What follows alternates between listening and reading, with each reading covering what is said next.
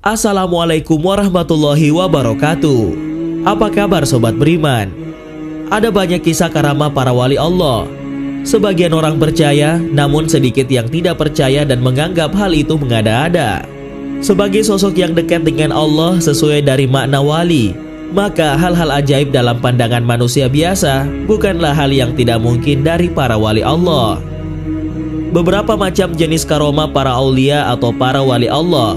Salah satunya adalah mereka mengetahui datangnya ajal, baik ajal dirinya maupun ajal orang lain. Seorang wali Allah yang sangat terkenal di sana, seorang wali Allah bernama Syekh Bakar Al-Majdub yang tinggal di kota Nablus, Palestina. Syekh Bakar sudah mengetahui kapan dia wafat dengan membuktikan melalui apa yang dia lakukan. Suatu hari di tahun 1310 Masehi, 3 hari menjelang wafatnya, sesampai di sana, Syekh Bakar Al-Majdub menggali liang lahat di samping makam Syekh Ali bin Alim. Tapi Syekh Bakar Al-Majdub tidak peduli dan terus saja menggali liang di samping makam Syekh Ali, padahal masyarakat panik, kaget karena makam Syekh Ali ini dijaga sebagai tempat keramat.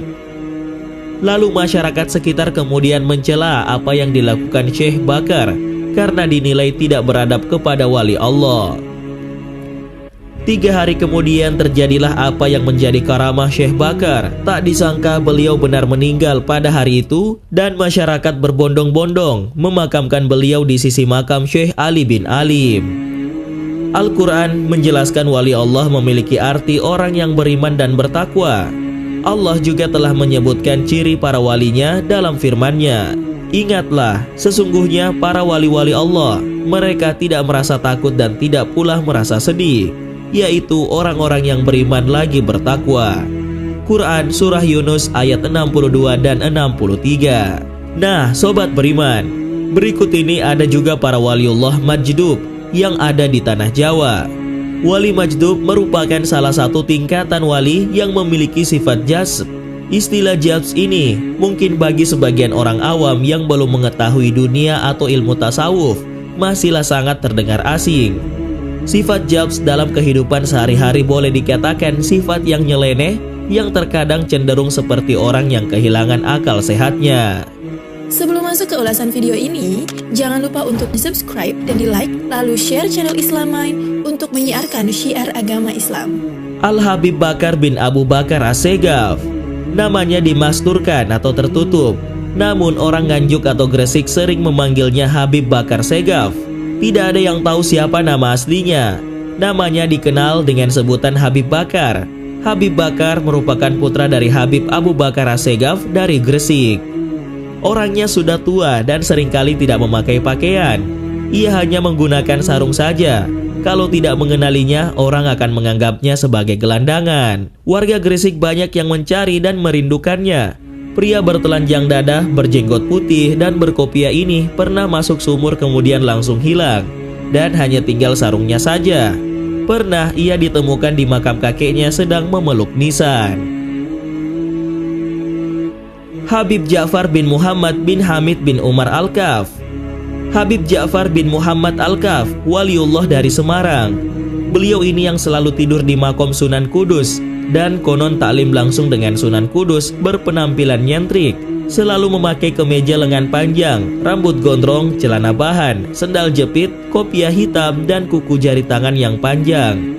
Kehinaan di mata awam menutupi kemuliaan dan ketinggian derajat kewaliannya. Mempunyai kebiasaan membuang uang ratusan juta hingga miliaran ke lautan. Beliau lahir di Kudus, rumah kediamannya di desa Demaan, kota Kudus. Yang membimbing Habib Ja'far adalah Nabiullah Khidir Balia bin Malkan. Hal uniknya, Habib Ja'far tidak dikaruniai sifat lupa. Tamu yang mengunjunginya setiap harinya tidak kurang dari 50 orang dari berbagai penjuru tanah air.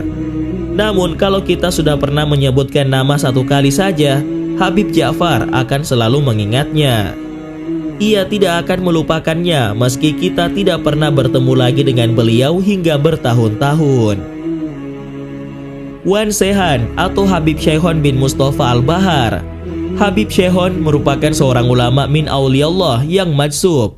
Kelakuan yang sering diperlihatkannya memang aneh-aneh dan ganjil, seringkali di luar kebiasaan manusia atau khariqul ada bagi pandangan mata awam. Salah satunya ketika Habib Syekhon menghadiri peringatan Maulid Nabi Muhammad SAW pada saat Mahalul Qiyamah sedang berlangsung. Habib Syekhon hanya duduk dan nampak asyik makan. Ia mengacak-ngacak hidangan yang ada di hadapannya. Para jamaah yang mengerti dan memahami beliau tentu mendiamkannya saja dan tak ada yang menegurnya.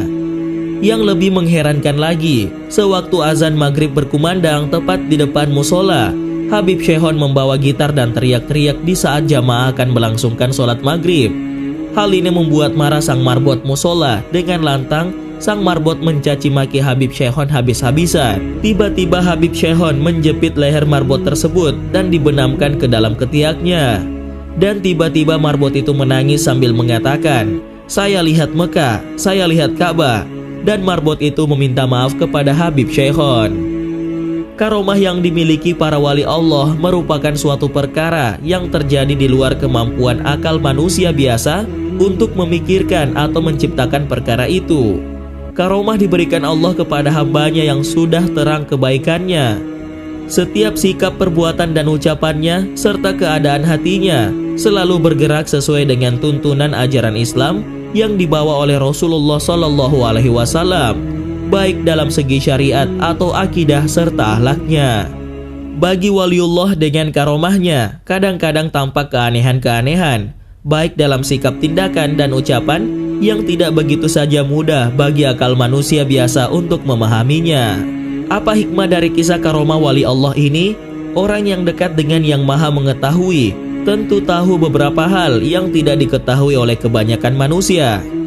Pastinya akan mudah dianggap sebagai suatu yang mengada-ada, tapi mereka sama sekali tak terduga. Kita hanya bisa berlaku husnuzon atau berbaik sangka kepada setiap orang. Semoga dengan menghormati para kekasih Allah itu, kita dapat kelimpahan rahmatnya.